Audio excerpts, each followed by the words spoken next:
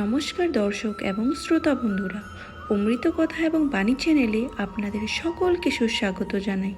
আজকের এই ভিডিওটি থেকে ভগবান শ্রীকৃষ্ণের কিছু মূল্যবান উপদেশ সম্পর্কে জানতে পারবেন।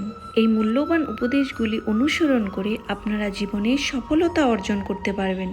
আর যদি ভিডিওটি ভালো লেগে থাকে তাহলে অবশ্যই একটি লাইক করবেন এবং প্রিয়জনদের সাথে ভিডিওটি শেয়ার করবেন। এবং যারা আপনারা এই চ্যানেলে নতুন তারা অবশ্যই চ্যানেলটি সাবস্ক্রাইব করে দিবেন। এবার আসুন ভিডিওটি শুরু করা যাক। এই সংসারে যখনই কোনো সমস্যা আসে তখন আমরা আমাদের সব থেকে বড় সম্বলের কাছে আশ্রয় খুঁজি, তা হলো আমাদের বিশ্বাস। এবার প্রশ্ন হলো এটাই যে এই বিশ্বাস কার উপর করা যেতে পারে? পরিবারের ওপর, বন্ধুর ওপর, নাকি তাদের ওপর বিশ্বাস করা উচিত যাদেরকে আমরা কখনো সঙ্গ দিয়েছি? দেখুন, এই সংসারে বিপদের সম্মুখীন হলে কে আপনাকে সাহায্য করবে সেটা নির্বাচন করা আপনার হাতে নেই। সেটা সেই সকল ব্যক্তির উপর নির্ভরশীল যে তারা আপনাকে সাহায্য করবে নাকি করবে না। অর্থাৎ যখনই কোনো বিপদ আসে সর্বপ্রথম তার সম্মুখীন আমাদের নিজেকেই হতে হয়, আর তার জন্য প্রস্তুত থাকা প্রয়োজনীয়। সেই শক্তি, সেই সাহস অর্জন করা প্রয়োজনীয়। দেখুন, যখনই অন্ধকার আসে তখন সবার আগে কে আপনাকে ত্যাগ করে চলে যায়? আপনার নিজেরই ছায়া। এই অন্ধকারের সম্মুখীন হতে হয় অন্তরের প্রদীপের দ্বারা, অন্তরের আত্মা দ্বারা। তবেই আপনি অন্ধকারের ওপর জয়লাভ করতে পারবেন। সেই জন্য যে বিপদই আসুক না কেন নিজেকে তার জন্য প্রস্তুত রাখা উচিত। সেই সাহস নিয়ে আসুন। এমন কোনো বিপদ নেই যা আপনাকে ভেঙে দিতে পারে। আসুন আমার সাথে ভালোবেসে বলুন, রাধা রাধা।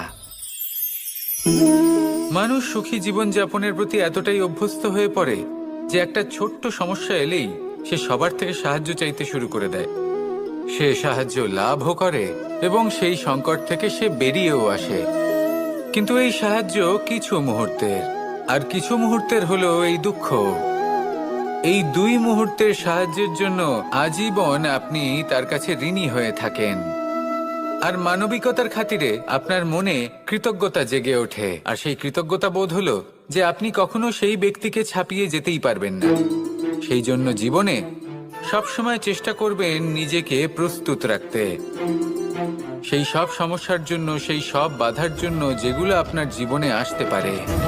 ততক্ষণ সাহায্য চাইবেন না যতক্ষণ না অন্য কোনো পথ না থাকছে। সাহায্য চাওয়া অনুচিত নয়, কিন্তু সাহায্য চাইলে এবং সাহায্য পেলে আপনি আজীবন কৃতজ্ঞ এবং ঋণী হয়ে থাকবেন। আর তারপর একদিন আপনি পরিবর্তন দেখতে পাবেন যে কিভাবে আপনি ছোট ছোট সমস্যার জন্য সাহায্য না চেয়ে বড় বড় সমস্যার সম্মুখীন হতে প্রস্তুত হয়ে গেছেন। এটাই হলো সংসারের নীতি। এটাই পালন করুন আর আমার সাথে ভালোবেসে বলুন, রাধা রাধা। আমাদের সকলের জীবনেই দুই ধরনের ব্যক্তি থাকেন, বন্ধু এবং শত্রু। তারা হলেন আমাদের প্রিয় বন্ধু, যারা আমাদের জীবনে সবসময় আমাদের পাশে থাকেন। কখনো কখনো আমরা তাদের জন্য কিছুই করি না, তাও তারা আমাদের আনন্দ প্রদান করেন, ভালোবাসা প্রদান করেন। আর অন্যদিকে থাকে আমাদের শত্রু। দেখতে গেলে যখন আমরা জন্ম নিই তখন কিন্তু আমাদের কোনো বন্ধু থাকে না, আমাদের কোনো শত্রুও থাকে না।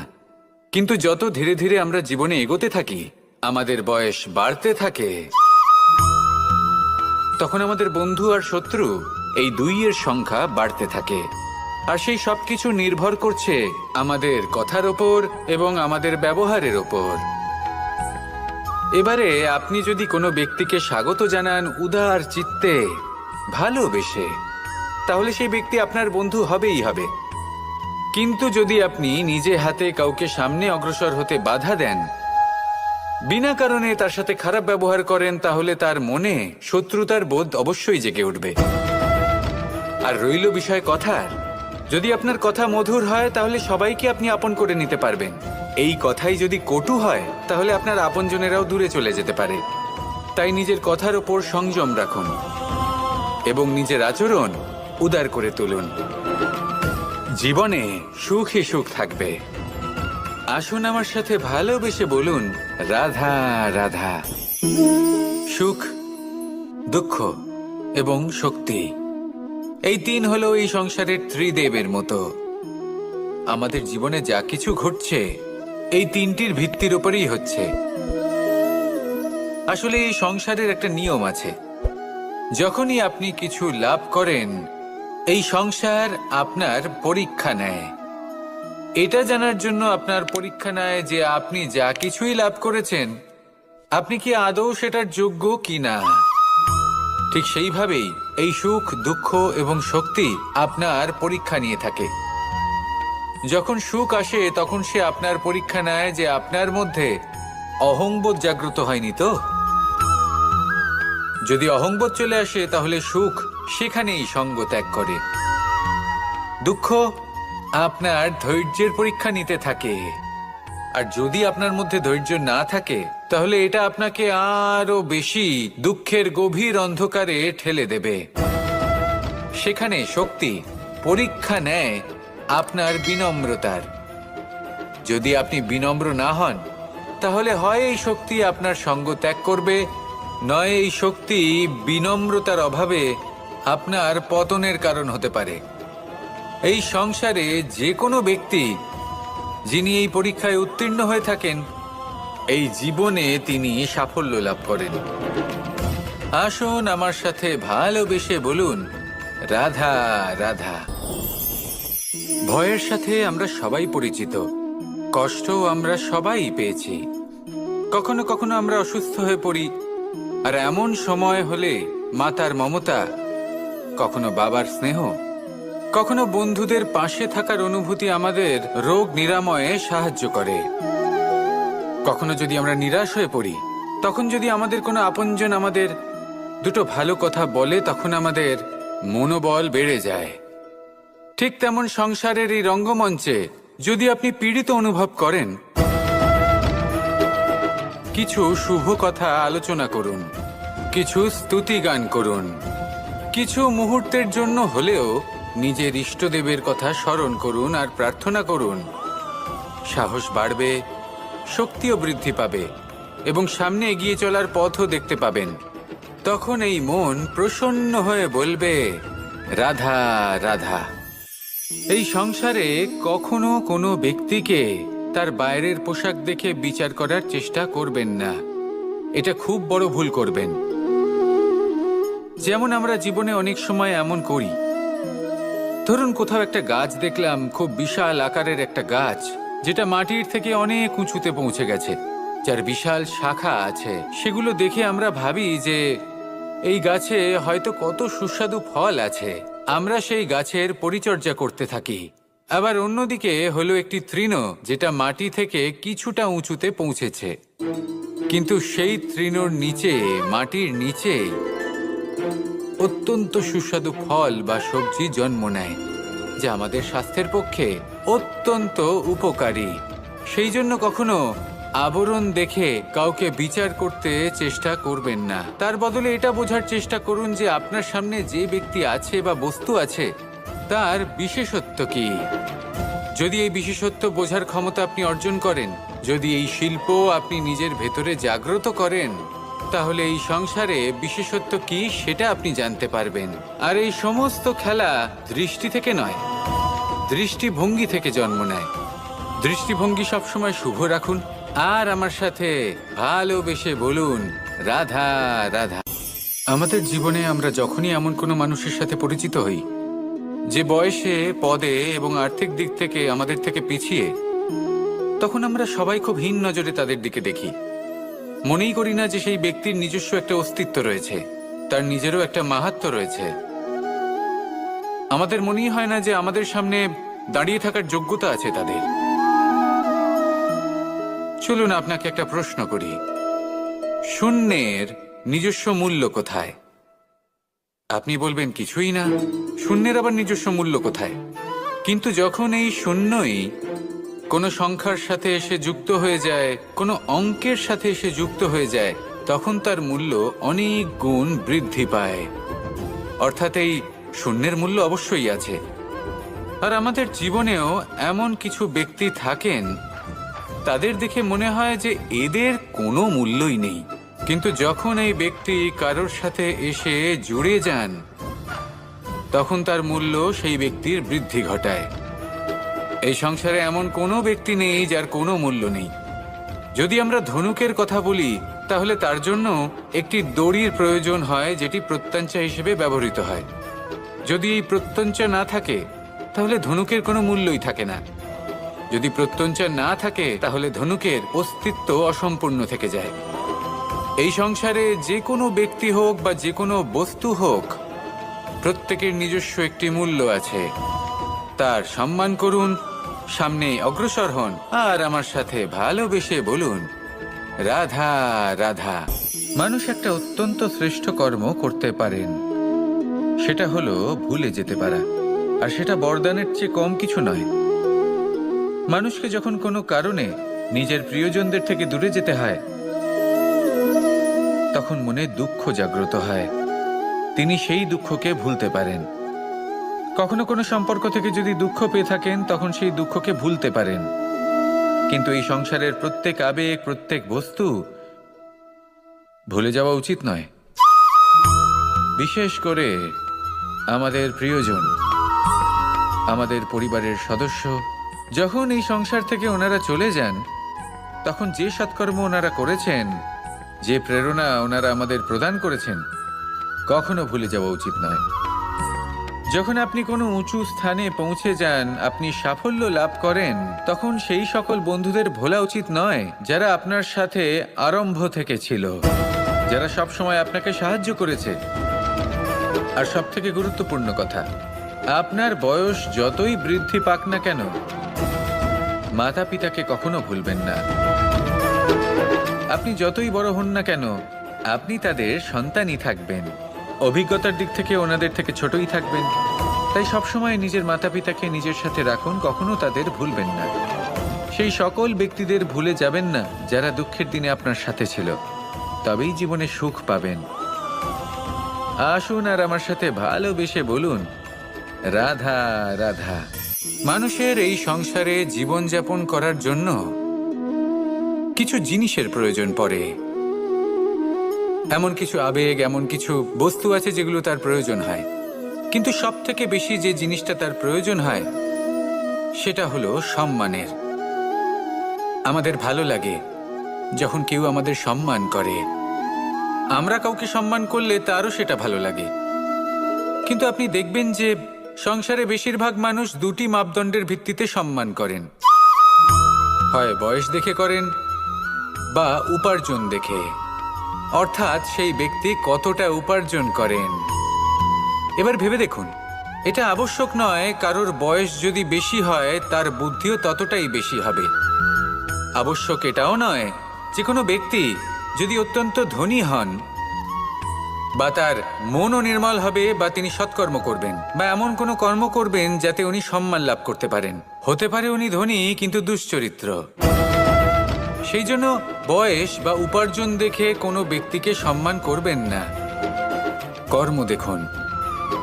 যদি গভীরভাবে ভেবে দেখেন, তাহলে দেখবেন যদি কোনো মানুষ কোনো সৎকর্ম করেন, তাহলে তার প্রতি হৃদয় থেকে সম্মান জাগ্রত হয়।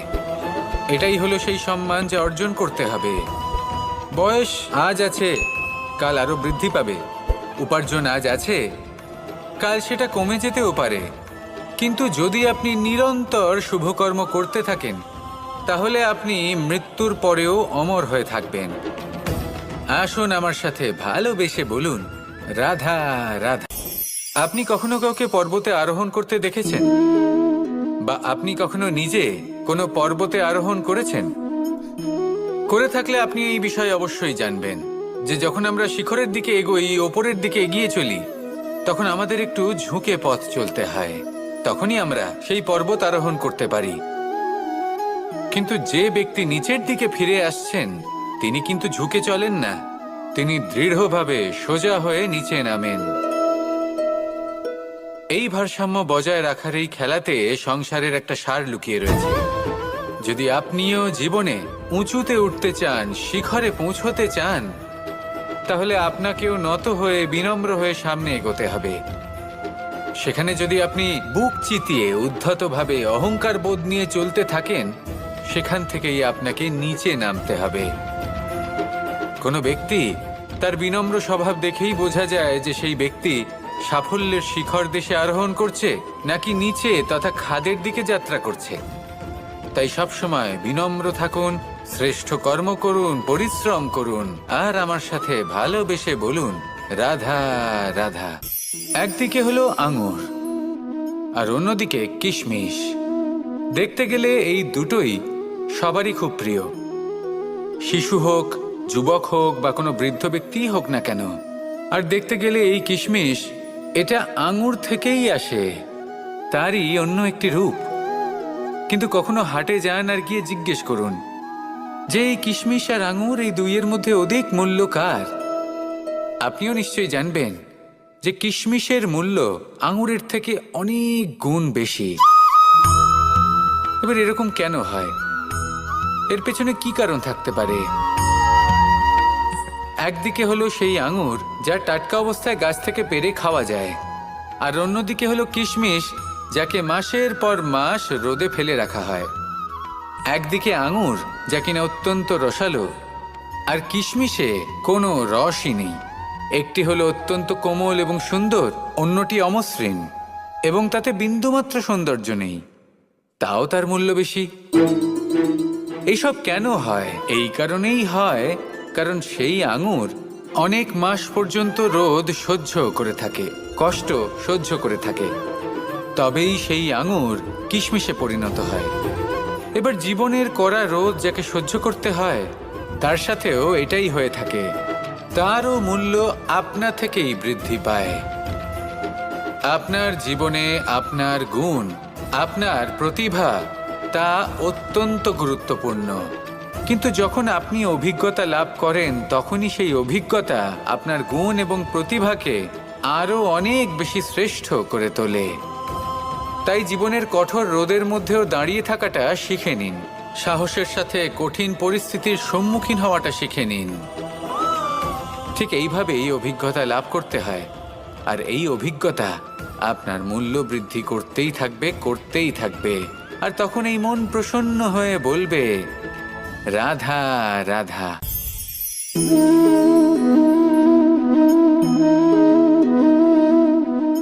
জল এই সংসারের সমস্ত প্রধান তত্ত্বের মধ্যে একটি।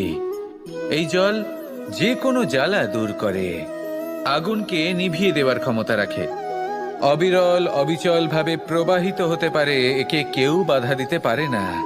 এর পথে বাধা সৃষ্টি করলে নিজের পথ নিজেই খুঁজে নেবে বা সে নিজেই নিজের পথ বানিয়ে নেবে, কিন্তু কখনো থামবে না। এই জল হলো মহান, আর এর একটা মহান গুণ আছে, এর নিজস্ব কোনো রং নেই। কিন্তু যখন মেঘ থেকে বৃষ্টি রূপে পৃথিবীতে ঝরে পড়ে তখন সমস্ত সংসারকে রঙিন করে তোলে। যেখানে খরা হয়েছে সেখানে শ্যামল করে তোলে, যে স্থান শ্যামল সেখানে ভিন্ন ভিন্ন প্রকারের পুষ্প ফুটিয়ে তোলে। এই জল, এই জলের মতন আমাদের হতে হবে। ওর যেমন কোনো রং নেই, আমাদেরও যেন কোনো অহংকার না থাকে। শুধু কর্মের এই ধারাতে বইতে থাকুন, এই সংসারের মঙ্গল করতে থাকুন, শ্রেষ্ঠ কর্ম করতে থাকুন। এই সংসারকে এটা বলার কোনো প্রয়োজন নেই যে আপনি কে। আপনি যদি কর্ম করতে থাকেন তাহলে এই সংসার নিজে থেকেই আপনার মূল্য জানতে পারবে, আর তখন এই মন প্রসন্ন হয়ে বলবে রাধা রাধা। এই সংসারের একটা নিয়ম আছে, বা বলতে পারেন লোকে তাই বলে, যে শক্তিশালী হয় সে শক্তিহীনকে নত করে দেয়। এমনটাই হয়, তাই না? আবশ্যক নয়, কখনো কখনো এমনও হয় একজন অসমর্থ ব্যক্তি সমর্থ ব্যক্তিকে নত করে দেন। এটা সম্ভব, এও হতে পারে। আর এটা তখন হতে পারে যখন তার মধ্যে ভালোবাসার শক্তি থাকে। ভালোবাসার শক্তি এই সংসারে সবথেকে বড় শক্তি হয়।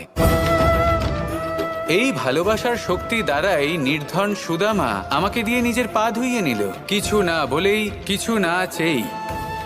এই কর্মের আধার ছিল শুধুমাত্র ভালোবাসা। খুব শক্তিশালী হয় এই ভালোবাসা। ভালোবাসার শক্তি দ্বারাই আপনি হিমালয় পর্বতকে নত করতে পারেন, তাহলে কি অসম্ভব হতে পারে? এই ভালোবাসার শক্তির সঞ্চার করুন আর এই ভালোবাসার সাথেই বলুন, রাধা রাধা। এই সংসারে সব থেকে বড় ব্যক্তি কে? আপনি বলবেন, এ কেমন ধরনের প্রশ্ন? কিন্তু এটা হলো সব থেকে উচিত প্রশ্ন। কেউ এর উত্তর দেবে যে সেই মহাপ্রতাপী রাজা, তিনি হলেন সব থেকে বড় ব্যক্তি, সেই বড় রাজনীতিবিদ, তিনিই সব থেকে বড় ব্যক্তি। আমি আপনাকে জানাই যে সংসারের সব থেকে বড় ব্যক্তি হলেন তিনি, যার সাথে দেখা করলে আপনি নিজেকে ছোট মনে করবেন না। কোনো ব্যক্তি যিনি সব থেকে বেশি শক্তিশালী, আপনি যদি তার সামনে যান তাহলে উনি আপনার অন্তরের শক্তিকে বাইরে বের করে আনবে, আপনার অন্তরের লুকিয়ে থাকা শক্তিকে জাগ্রত করতে প্রেরণা প্রদান করবে। তিনি হলেন বড় ব্যক্তি, তিনি হলেন মহান ব্যক্তি। তিনি নন যিনি নিজের বল এবং ঐশ্বর্য দ্বারা আপনাকে তার সামনে ছোট প্রমাণ করবেন। এবং সেই জন্য মহাদেব আমার আরাধ্য হলেন আমার খুব প্রিয়। কারণ রাজা হোক বা ফকির, কেউ যদি ওনার সামনে যান তাহলে সে নিজেকে ছোট মনে করেন না। আপনিও যদি জীবনে অনেক বড় হতে চান তাহলে কাউকে কখনো নিজেকে ছোট মনে করতে দেবেন না। তার অন্তরে বড় হয়ে ওঠার প্রেরণা প্রদান করুন। আসুন আমার সাথে ভালোবেসে বলুন, রাধা রাধা। মানুষের জীবনে উন্নতি লাভ করার জন্য 3টি স্তম্ভের প্রয়োজন হয়। প্রথম স্তম্ভ শিক্ষা। এই শিক্ষা আমাদের জ্ঞান প্রদান করে। দ্বিতীয় স্তম্ভ ব্যবসা, যার দ্বারা আমরা ধন উপার্জন করি। তৃতীয় স্তম্ভ হলো আমাদের ঈশ্বর, আমাদের ইষ্ট। এনার সাথে যদি আমরা জুড়ে থাকতে পারি তাহলে এমন একটা মানসিক বল আপনি লাভ করবেন যেটা এই সংসারে আর কোথাও পাওয়া সম্ভব নয়। কিন্তু মানুষ অনেক সময় জীবনে এই 3টি স্তম্ভ লাভ করা সত্ত্বেও সামনে অগ্রসর হতে পারেন না। তখনও জীবনে কঠিন পরিস্থিতি আসতেই থাকে। এমনটা ঠিক কেন হয়? কারণ সে জীবনে এই 3টি স্তম্ভ লাভ করে নেয়, জীবনে প্রয়োগও করে, কিন্তু তার ভিতের কথা সে ভুলেই যায়। যেমন প্রথম স্তম্ভ অর্থাৎ শিক্ষা। এই শিক্ষার আধার হলো শুভ চেতনা। যদি অন্তরে শুভ চেতনা না থাকে তাহলে এই শিক্ষার কোনো গুরুত্ব থাকে না। দ্বিতীয় স্তম্ভ ব্যবসা। পরিশ্রম করে উপার্জন করতে হবে, এই কথাটা আমরা সবাই জানি এবং সবাই চেষ্টাও করি। কিন্তু ব্যবসা করতে করতে আমরা এটা ভুলে যাই আমাদের ব্যবহার কেমন হয়ে পড়েছে। এই ব্যবহার যদি শুভ হয় তাহলে আমাদের উপার্জন আস্তে আস্তে একটা স্থির জায়গায় এসে পৌঁছবে। এবং তৃতীয় স্তম্ভ আমাদের ভগবান। যদি ওনার শরণে আপনি যেতে চান তাহলে তার পূর্বে নিজের মা বাবাকে সেবা করুন, তাদের যত্ন করুন, তাদেরকে ভালোবাসুন, কারণ ওনারাই হলেন এই সংসারে আপনার সব থেকে বড় ইষ্ট। তাহলে 3 স্তম্ভের সাথে সাথে তাদের আধারকেও নিজের জীবনে প্রাধান্য দিন। কোনো সমস্যা আসবে না, জীবনে একের পর এক উন্নতি করবেন এবং এই মন প্রসন্ন হয়ে বলবে, রাধা রাধা। মানুষের জীবনে স্বচ্ছতার একটা আলাদা গুরুত্ব আছে। যদি আপনি নিজেকে স্বচ্ছ রাখেন তাহলে আপনার নিজেরও ভালো লাগবে, সামনের ব্যক্তিরও ভালো লাগবে, একটা অন্যরকম প্রভাব পড়বে। কিন্তু একজন শ্রেষ্ঠ ব্যক্তি কিভাবে হয়ে ওঠা সম্ভব? যার মধ্যে গুণ আছে, শিক্ষা আছে, শুভ চেতনা আছে, যিনি সৎকর্ম করেন। কিভাবে হব সেই ব্যক্তি যার মধ্যে জ্ঞান আছে? শুধুমাত্র স্বচ্ছ থাকলে তো তা হওয়া সম্ভব নয়। প্রথমে আপনাকে বুঝতে হবে যে মানুষের মধ্যে 4টি মূল তত্ত্ব আছে।